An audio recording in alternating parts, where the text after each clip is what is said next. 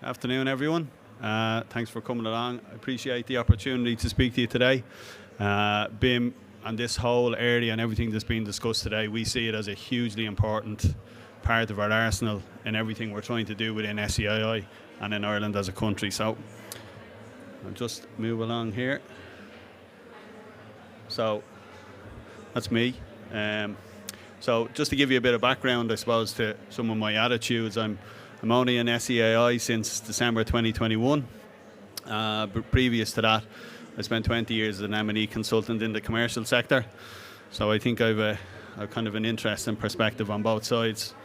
You can see one of the requirements, this is from when I was an M&E consultant, so you can see one of the requirements of joining SEAI is to create a biodiversity element on top of your head there. But the not washing is a problem.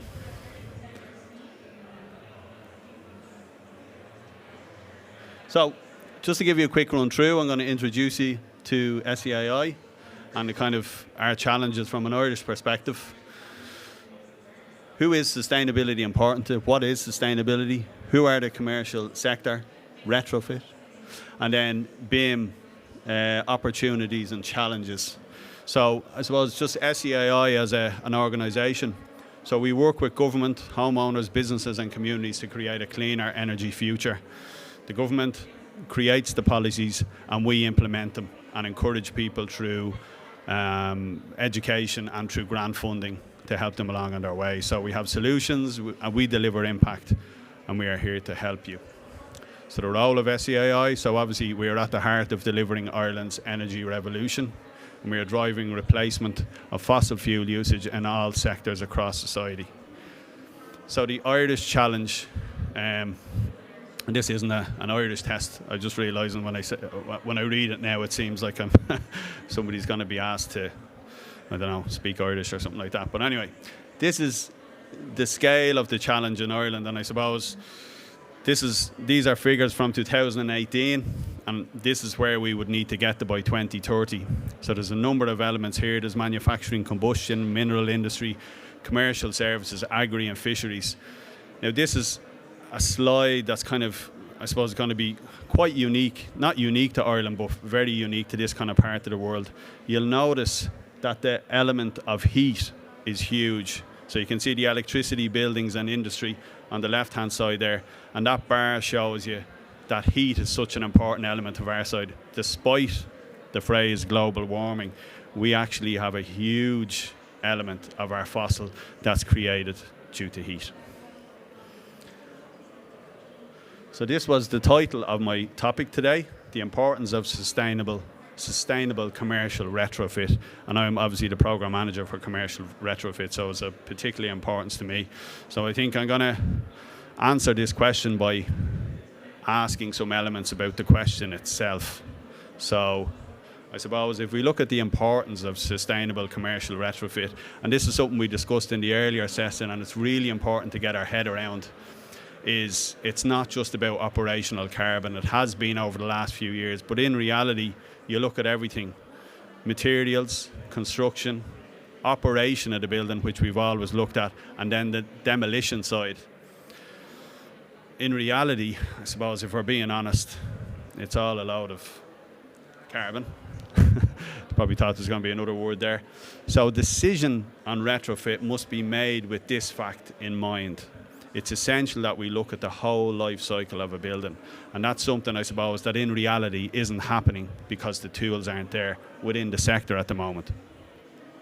So if we look at the importance of sustainable commercial retrofit, so who is it of importance to? So we look at the SEAI and the government. So obviously we have EU targets. We have our duty and responsibility, and obviously we're thinking about the planet. That's why we're joined SEAI and we're working in this sector. So I think there's both practical and more, I suppose, life and kind of well-being ideas to why we do things. Businesses, so there's compliance with regulations, which we discussed quite a bit earlier on. There's customer expectations, reputational aspects, which is starting to come into that realm. Access to finance, which is starting to come into the realm, even though smaller businesses aren't aware of it. Finance companies are looking at the ESG impacts of money that they're lending to businesses. And then obviously there's the obvious ESG, which the larger companies are all aware of. Customers. So if they're buying products for their own business, they're thinking about the overall carbon impact on their business. In some instances, not in all. But again, when we look at this whole life cycle carbon element that's going to come in, that's going to become more and more of a factor. And then there's the personal well-being and feeling good about what they're doing. And then future generations. So they obviously don't want to be left with our mess. And then all life, so we share this place with all living things. So you can see as you go down who it's important to. You start off with the cynical elements such as EU targets and responsibility, but in reality it's good for everyone. But I think as we spoke earlier, we need to be conscious of the fact that we need to talk to people about some of those earlier things rather than just referencing the larger elements there down the bottom there about future generations and life. Not that people don't care about that, but sometimes they don't have the headspace for those conversations. So energy efficiency and things like that are really important as part of these discussions. So the importance of sustainable commercial retrofit. So again, what's sustainable? So traditionally, this was something that probably a lot of people have seen. There's different versions of it. So the whole lean, mean, green approach. So lean, you reduce your consumption, which in Ireland, given our heat being such a large element, is you upgrade the fabric of your building. You look at getting everything down to reduce that consumption. So that's from a domestic level. Mean, so you use energy as efficiently as possible. So that's possibly LED lighting and some controls. And the last element being green, so adding renewable tech. But it's really important to say that they're in that particular line for a reason. It's really important that that's the kind of way that you look at these approaches. And that's something we're very conscious of in SEAI, that holistic retrofit. Because if you do these in a different manner, there's a good chance that you won't get the benefits that you could have got. And secondly, you possibly think that your job is done by putting PV panels on your roof while there's a huge amount of other elements yet to be done. There's so much more to what we need to think about. So this is a very good graphic just to give you an indication of the sort of things we need to think about across the whole footprint or across the whole lifespan of a building. And this is what we were talking about earlier. So everything from the manufacturing, the transportation, how far we're going with that equipment, the installation emissions, so the construction period, the operational, which is something traditionally where people thought of CO2, and then the end of life emissions. So you can see it takes in all aspects, and there's everybody along the way. There's people involved in this chain and they're not aware at the moment that they are involved in it. So potentially you're a small manufacturer that could be building or creating small widgets that do fix insulation to a wall or all sorts of things like this. So there's a lot of people out there that are on this train and they've absolutely no concept of it because of the fact they don't physically own the building. So the importance of commercial retrofit. So again, the commercial sector. So something that we're very conscious of in Ireland, or in my particular section, is I would have always thought of commercial being from the M&E consultancy sector as large offices that you see down the quays. But the reality is that according to the Census and Statistics Office, there are 272,000 odd small to medium businesses active in Ireland. SMEs, so less than 50 people, make up 99.8% of those in 2020, and small enterprises, which are less than 10 people, make up 91.4% of those. So the challenge we have here is to understand who we're speaking to, and this is why this is really essential. So if you're a business of less than 10 people, 91.4% of all of those people, then you have, so we need to take our mind away, and that's something I needed to do, take our mind away from our concept of what the commercial sector is. So we're dealing with these small shop owners, small business owners, again, who are both the accountant, the stock taker, the manager, and possibly the installer of whatever the project is. So again, it's all about how we deliver the message. Retrofit.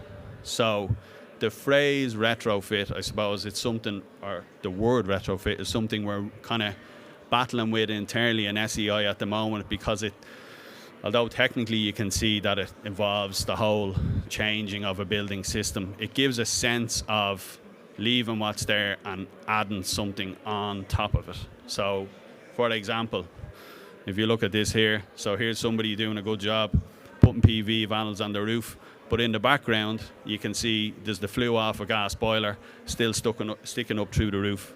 Our biggest problem in Ireland is heat, and people putting PV panels on the roof, it's not that it's not doing anything, but the fact is, in terms of their in-house generation of CO2, that PV installation creates zero impact. They still have an oil boiler or a gas boiler. You can see a castle hotel that has 50 kilowatts of PV maybe sitting somewhere. They have 4 or 5 big oil tanks in the back that's generating their hot water, their heating, everything else. So this is why, and again, this isn't to discourage people from putting in PV, but it's to explain the thing in a way that in the long term we need to get that thing removed off the top of the roof there. So possibly the terminology needs to change a little bit. So transform, renovate, upgrade. You can tell I'm not in the Marcoms department of SEAI, but I'm sure there's a focus group there coming up with a different word. But that's the kind of idea that we need to start getting around. It's not that whack something on. It's stand back and look at it and see what can be done to change it from the ground up. So again, even the whole question of do we retrofit? And this is where the whole life cycle embodied carbon element comes into the question. So there's lots of people, although we don't have a national system at the moment, there are lots of companies out there who are actually going through the systems, going through buildings for their clients and saying, if I drop that building, what's the impact? If I drop it and build a new one, or if I leave it and renovate it, what's the impact? And even in the last couple of years, that started to move again, because you're saying, firstly, well, obviously, if you keep it, all that concrete's staying there. So that's a major win, which is true if you look at it in that aspect. But then it gets a bit more complicated. What would you have been putting there? What's the new building that you're going to put there? And this isn't to say we should be knocking buildings, but the reality is, if you create a building that the market, you take an office block that the market is going to be willing to rent for now, what are they going to want in 10 years' time? So the required floor to ceiling heights, for example, from the BCO, I think in the last 10 to 15 years, that's changed from 2.5, 2.6 to people wanting 2.9. So there's elements within some of these buildings where we need to stand back and think of the next 60 years and in reality. Because the problem is, you could retrofit a building and have to add huge volumes of carbon to it to get it to a point where people are happy with it. And then in 10 years, they're not going to be happy with it. So when you stand back and look at it, you need to think about the market drivers, floor to ceiling heights, flexibility of workspace, the possibility of increased density for that new build. So could you get maybe a few hundred people in as opposed to 60 people, and there's a Lewis line that's running past it. So there's all these secondary elements, so it's not an easy thing to think about. So, and after all the whole life carbon building influences are considered, we must consider and take account of these people, well, people essentially, who enter the building, because they change the whole dynamic. You can do absolutely anything you want, but if you don't, I suppose, educate these people in how to use the building, and secondly, if you don't get them to buy into the whole thing, it's a waste of time, really. So we need to think about, and this is where at SEAI we think about engaging people, involving people. We need to educate people. We need to incentivize them, encourage them, but eventually there is going to be enforcement. So things move along, and you can see the last enforcement, we want people, most people, to be there already before the enforcement has to come in. We really need people to do that. And like, it's not due to, as I say, a lack of knowledge or a lack of intelligence. So possibly the person sitting at the laptop knows exactly what's going on and has used BIM to design the thing and it's perfect and everything else. But the two other fellas standing behind them have absolutely no concept of it, and it's just a totally abstract, and it makes absolutely no sense. We need to, I don't like the phrase dumb it down, but it's not dumb it down. We need to put it in people's language. I have a similar problem. As an engineer, I talk to people about systems. I deal with them every day. These people haven't heard about them until 5 minutes ago. You need to be really conscious about what you're talking about. So, incentives. So just to give you a sense of, from SEAI, what we're doing. So again, back to those elements I was talking to you about. So we have systems in place to help people understand what's happening in their building. So there are absolutely free training courses that anyone can avail of.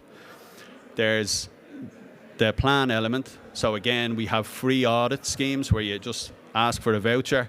An auditor comes out and gives you a full report on your system and gives you options of what you can do and of how much it's going to cost.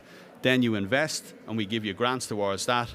But it's really important to close that circle that you monitor, because as we say, if you're not measuring something, you can't control it. So again, we've a new scheme coming out as well, which follows along with this whole idea. So it's the optimization and technical assistance. So going into somebody's building, their BMS, and absolutely interrogating it. We reduced one building's heating system by 50% over this year by spending half a day on the BMS. They were doing things like one fan coil was heating, the other fan coil was cooling. There was just also, the time clock was going from 6 in the morning until 12 at night, and nobody's there after 4, and they don't come in till 9. So literally, you can imagine somebody's time clock is wrong, you drop it down, and you've halved it if you can manage to halve their hours. So there's huge things happening out there. So BMSs are really good, but if people don't have the knowledge, it's no good. Then we also give technical assistance. So people know what they want to do, but they don't know how to do it. We'll pay for a consultant to come out and give them a scheme design so they know what has to happen. Then we give them energy efficient grants. So this is all elements. Again, it's not the renewable heat element, which is the heat pump, which in reality is our final goal. But that's not what we're looking at here. We're looking at the actual point of giving them things that will change the usage in their building. So it makes sense to them immediately. So put in high efficiency pumps, put in heat recovery on your ventilation. All these things are something you say to somebody, put this in, and 5 years later you'll have paid for it and it's going to run for another 15 years. So, and all the time they're going up this wedge, they're reducing their usage. So they're reducing their usage, they're buying into the system, they're reducing their usage, and they're banking money for the final thing, which is the electrification of heat, which is adding a heat pump to the building of some sort, or a biomass boiler. This is where the big cost is, and this is where the bigger risk is. You're flipping a fossil fuel to electrical usage, and that's where people's fear comes in. At this stage, you could, if you've gone through this process, you could potentially have reduced the size of that unit by a third from what it would have been at the start, because you've sweated the building down. So the cost of that is lower, and on top of that, they've saved money all the way along that wedge. So I'll move along quickly here. I'm not too sure how I am for time. Am I tight on time? 2 minutes? Okay. So BIM and sustainability. So this is a really quick one just from me, I suppose, from my experience. I just want to get a little bit in here. So I really like this quote. It's the ability to consider the sustainability of a building over its whole life cycle and beyond at its very inception is the best way to ensure we do not create adverse impacts from our national stock into the future. I suppose just to be totally, I actually said that, so that's probably a little bit of a self-promotion there. So BIM and the challenges and risk, and these are just a few very quick points that we have in relation to, I suppose, my experience of the risks of BIM and the risks of BIM not being taken on by people, especially people who don't have that terminology or the knowledge. So realistic time for works. So as an M&E consultant, I can say hand on heart that there's no consideration really given to the amount of time it takes for that M&E element in BIM. And the realities of the fact that really for that to happen first time around, everyone else needs to be finished. I've seen the reality of when the architecture changes and the BIM model in the M&E has already started. It's a hugely costly element. When we used to do single lines, we could change those drawings in 10 minutes, but it's a huge element to be considered. So design and build, not build and design. This was shouted by an architect at a meeting I was at the contractor, who had started doing BIM. Granted, it was a few years ago, but he kind of did his stuff on the building. didn't look at the BIM model and then went back in and fixed the BIM model to suit what he'd done out there. So we need to be conscious that it's not tokenism just to say we're doing BIM. People need to understand the worth. So again, it's going back to that basic knowledge like we use in SEAI for promoting domestic. So risk to reward must make sense for everyone. Again, we need to bring things back to Euro. Same with the carbon element we were talking about earlier. Commercial retrofit. So M&E cannot start without a lockdown design. So certainly from an M&E point of view, when there's a full installation of M&E systems in there, and I've seen it, and we relocate 50 or 60 fan coils in the ceiling, if that architectural model changes, you essentially have to go all the way back, put everything back where it was, and then start again. So those realities in the industry need to be accepted, and then clients need to be told by project managers that they need to see that. So I'll move on. So I am optimistic for the future, I suppose, in terms of climate change. I don't know if anyone's familiar with the Ladybirds series, but they're particularly they just deal with day-to-day things, and there's actually a Ladybird book on climate change, which was really welcome when I seen that, because it means it's part of the overall, and I think Prince Charles was actually, King Charles was actually involved in writing that book. But just to give you a sense, I suppose, of how generic or how basic Ladybird books usually are, this is some of the older ones, helping at home and shopping with mother. So they don't really go heavy on things. Now, these are some of the more latest ones, The Hangover and The Shed. So you can see the fact that climate change is in there as one of their books shows that it's coming into the psyche. So I do have hope for the future. Thank you.